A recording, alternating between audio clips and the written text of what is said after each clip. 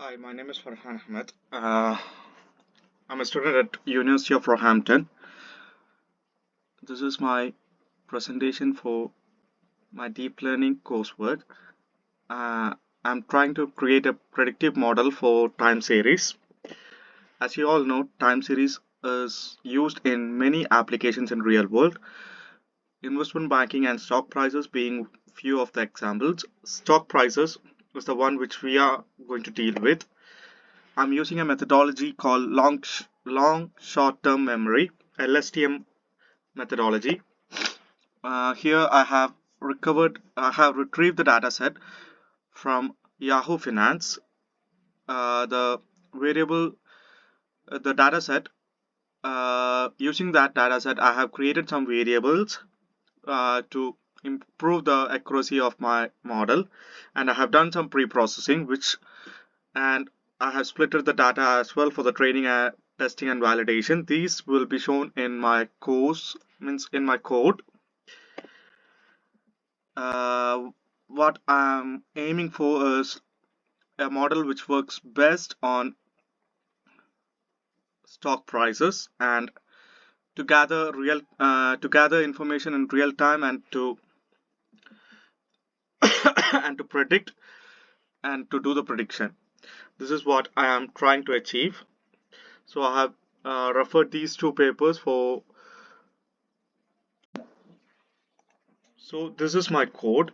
Uh, this is the Python code for my deep learning model. First, I have imported the libraries like datetime, Yahoo Finance, Portly, Pandas, NumPy, Matplotlib, PyLab, SciPyStats, etc. Uh, as you can see here, I have loaded the data using Yahoo Finance module,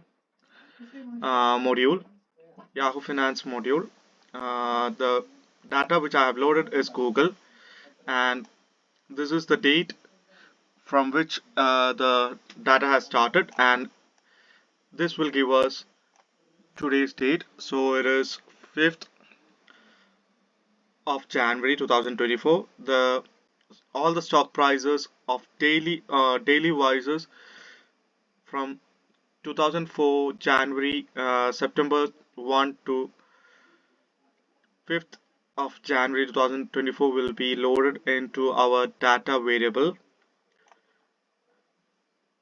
This here shows our heading. Head means the first few rows of our data variable. This is the plotting of the raw data of the Google stocks. As you can see, I have included a slider which can be used to slide and see and capture whatever disruptions we have to capture.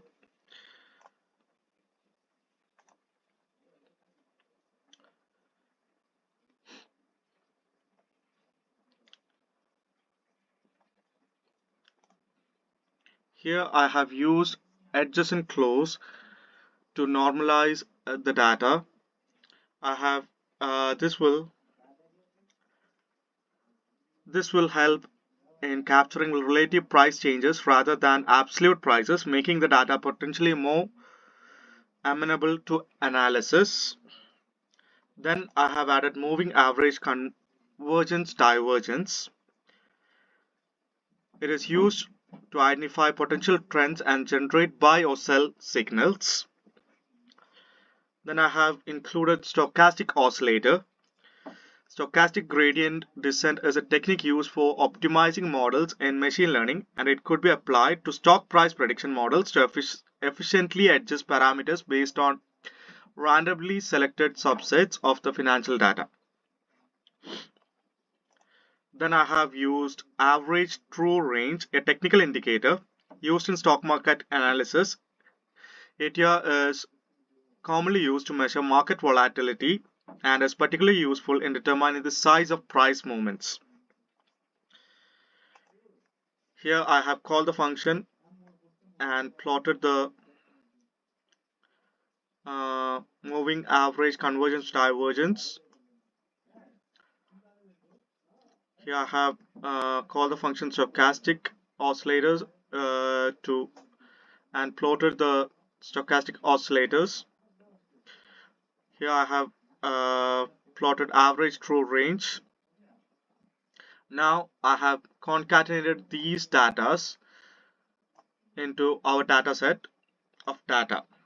This is how it will look like after it has been concatenated. So here we are dropping unwanted data, that is HL, high low, high PC. These things are not required. These things I'm not intending to place into my model, so we are dropping these things. Now I have created I have created a target variable. Target variable I have created as such that the yes yesterday's means tomorrow's adjacent close will be today's target variable. That's how I have created the target variable. Target variable is actually y.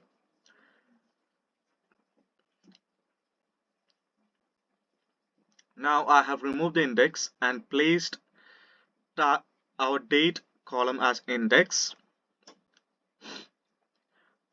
This is where we are doing the pre-processing. We are doing I'm creating a list of sequential data where I'm feeding 60 sequential data into as a bunch. It's a TensorFlow. It's a TensorFlow. Uh, it's a TensorFlow variable. So the shape would be 60 into 6 into 1. That's how the uh, shape of it would be, of each variable would be. Now I have splitted the data into, here you can see I have actually added shuffle equal to true, which means I'm shuffling these sequential data. This is done to avoid overfitting and to give more robustness to the model. This actually helps a lot in doing the predictions and giving a good result.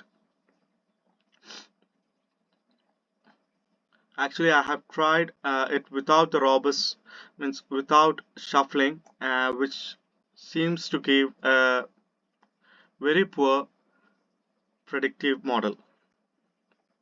So here we have splitted the data into train, test, and validation. So this is how our data has been splitted into. Since it's shuffled, this is how it will look like. Now here I'm just changing the float float, so that I'm just changing the data type so that it will fit into our model. Now this is how our model look like. I've added batch normalization, dropout, and I have also used activation functions like relu and optimizer, Adam optimizers, and change the learning rate to 0.01, which after a lot of trial I have concluded that 0.01 would be the best one. Here you can see I'm using early stopping. I'm actually trying to do 50 epochs, but as the early stopping has been implemented, in the after the sixth epoch, the seventh epoch, the model has stopped, and it's giving us a pretty good result of training loss of 0.057 and a validation loss of 0.053, which is very good. And I have tested the data set. I mean, I have tested the test set using our model, and it is giving us a very good predictive model. Now here I'm actually giving access to my drive, and now I have saved this model which I have created into my model to keras where it has been saved. Now I have actually loaded this model to our code, and I'm trying to predict the Microsoft model, means Microsoft stock prices, using the same predictive model. So the model has been loaded to loaded model. So data in the Microsoft data has been loaded with Microsoft stock prices.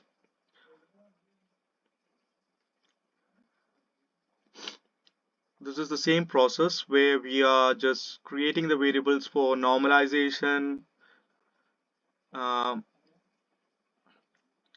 moving average, convergence and divergence, stochastic gradient, average true range. We are creating every variable which we have fed into the original model, and we have dropped the unwanted data which we haven't used in the our data set in the model.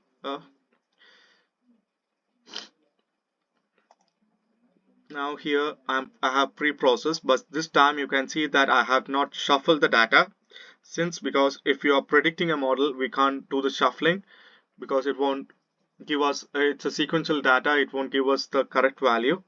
That's why I have not shuffled. While training, we will have shuffled so that the model is not overfitting and it has more robustness, and it identifies, rather than following the sequence and everything, it identifies the variables better than the sequence.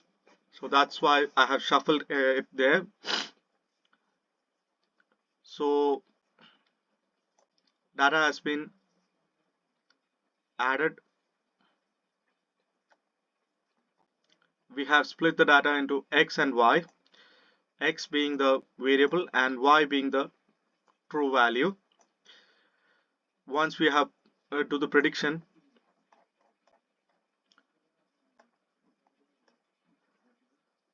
and when we plot the true versus the predicted value, the orange line is the predicted value and the blue line is the true value. It gives a very good predictive output. And I have also shown the predictive score of our model: mean squared error, absolute mean absolute error, root mean squared error. These things are within the limit of what we have desired. That's all. For in the future, for improving our accuracy and everything, we have to train more than one model with different data sets, and try to identify which one would be better, and use it accordingly in different environments where we need it. That's all. Thank you.